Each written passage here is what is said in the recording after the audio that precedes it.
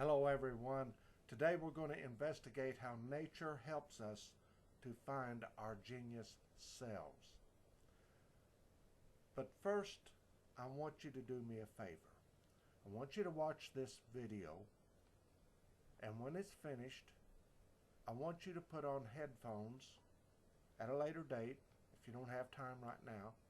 But the next time you watch this video, put your headphones on, then close your eyes. The first time around, I have a little card here to show you, another one of my drawings. Then, in the second time around, you'll know what the card says and what it looks like. We're going to change the universal seesaw into the 3 words of God. We're going to use our imagination to do this as well. First, I want you to imagine a beautiful white skating rink, an ice skating rink. And we're going to call this ice skating rink imagination. It is one of the words. In essence, it is God's mind. Imagination. Now, imagination affects everything.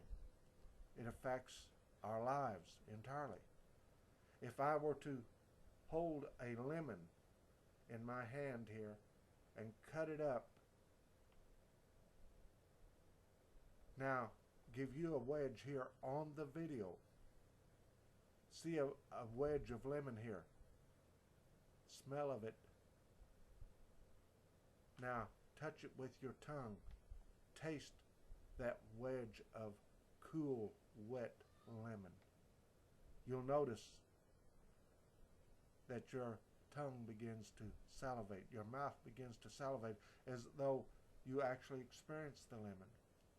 It is the imagination that affects the body. The imagination is one of God's 3 words for God's mind. Now, the next word is instinct. Let's go back to our ice skating rink we call imagination. And we see a man come out dressed in red. He spins around on the ice. Very quick, very fast, acrobatic, very athletic. His name is instinct. That is the second word of God's mind.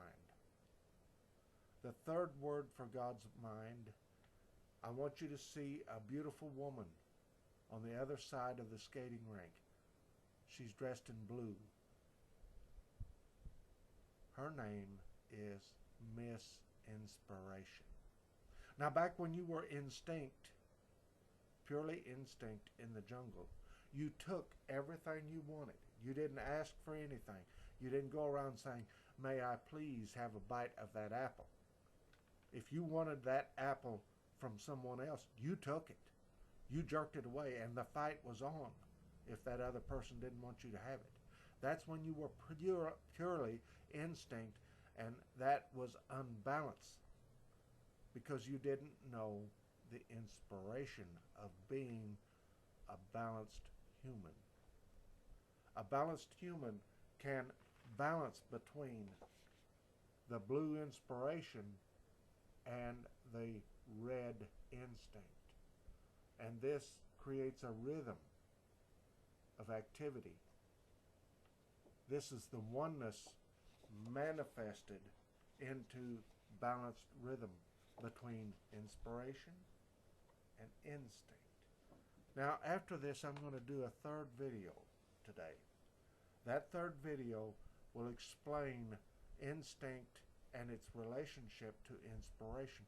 But you must understand that you are developing your universal self with inspiration and instinct. Both belong to your brain, but they are both controlled by the imagination. The stillness of God is where your imagination is. Learning how to manage your imagination comes from going into God and listening to the great universal teacher. Why? Because pain. Pain is the cause of unbalance. Unbalance is the cause of pain. They work back and forth, back and forth. You feel a pain, you stop trying to do that if it teaches you a lesson. Mankind will stop creating war and unbalance when he suffers enough. We are constantly working with instinct. Instinct is where we create war. Imagination, inspiration is where we learn to balance our interactivities with each other. Thank you so much, and please stay online and watch my next video. It explains a story of how these two actually work together to develop culture in our civilizations.